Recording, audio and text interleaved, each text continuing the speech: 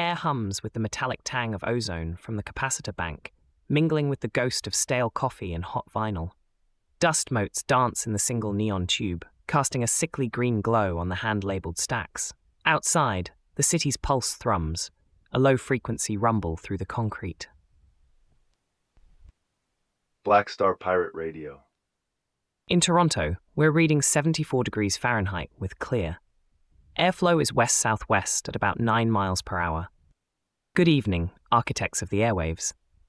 Our internal compass points to structural self-worth, even when the external world tries to reroute us. Coffee's cold, doesn't matter, the signal is warm, and the board is reading clean. Tonight, we're charting how communities build resilience when faced with external pressures. First, Gilgit-Baltistan, Pakistan's tourist jewel, faces tests from development and climate change. Lex highlights the visible cracks. This isn't just about melting ice, it's the erosion of a sacred trust between people and land.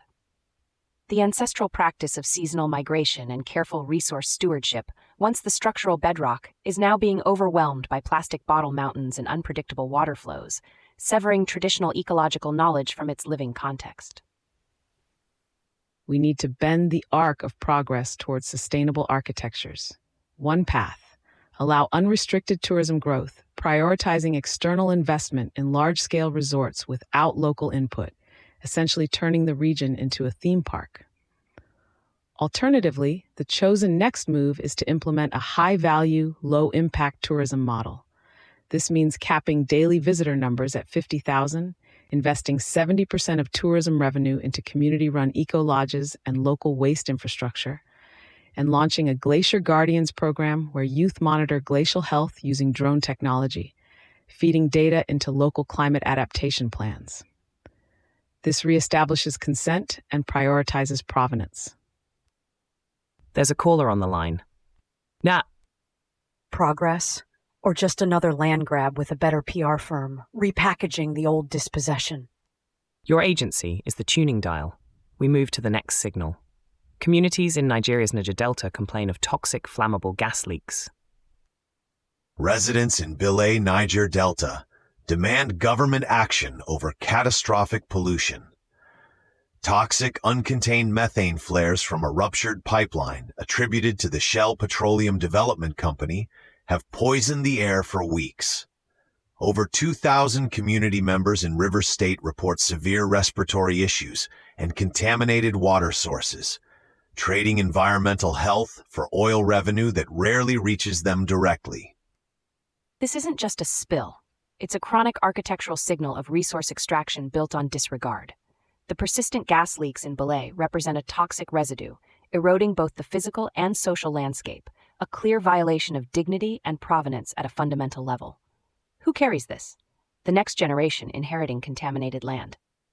We need robust civic architectures that demand provenance for resource extraction. One viable alternative is for the community to rely solely on government investigations, which historically have been slow and often inconclusive, without independent verification.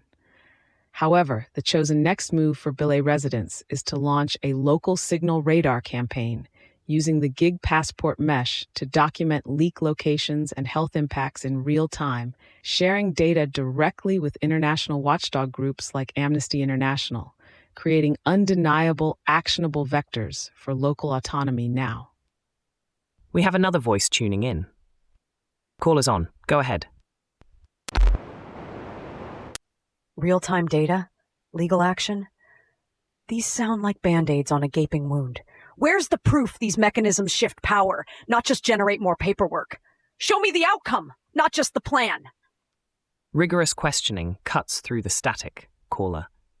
The proof isn't in a single outcome, but in the sustained practice of asserting self-worth as a structural right. These mechanisms, whether documenting via local signal radar or navigating international courts, are attempts to re-architect consent where it's been systematically denied, creating new points of leverage for communities like Bilé. They build pathways for shared law. Much like the Black Star radio program aims to amplify unheard signals. Now, we turn our attention to Bangkok, where a bar fire's death toll highlights the cost of negligence. The Mountain Bee Bar in Satahip District, Chonburi Province, saw 23 fatalities and over 30 seriously injured when a fire broke out on August 5, 2022. Investigators found highly flammable acoustic foam on the ceilings, combined with locked emergency exits and a single entrance exit point, trapping patrons inside. Police are actively pursuing negligence charges against the owner, who allegedly operated without a proper entertainment license, exposing every single patron to extreme preventable danger. This isn't an isolated incident. It's a recurring nightmare, a toxic residue from a system where profit often trumps human life. The imagery of locked doors and burning foam mirrors ancient tales of sacrifice for greed, where the communal space becomes a death trap. The memory of these preventable tragedies is carried by the families, demanding accountability for systemic disregard for dignity. To prevent future tragedies, we need to enforce architectural integrity with unwavering resolve. One alternative path is to allow existing corrupt inspection systems to continue, relying on periodic, easily circumvented checks. The chosen next move is to implement a sovereign safety seal program. Every entertainment venue must display a QR code linking to its real-time, publicly accessible safety inspection report, including fire exit plans and capacity limits. This system, enforced by an independent oversight body with citizen reporting mechanisms and immediate license revocation for violations, builds a new architecture of consent, ensuring patrons' dignity through transparency. This call for structural change resonates deeply. We have a final voice. Signal coming in. Patching in a caller. Go ahead. Public reports and QR codes. Sounds like more data, less action. How do we ensure these sovereign seals aren't just another stamp bought by bribes, leaving us right back where we started, mourning preventable deaths? Your challenge grounds us, caller.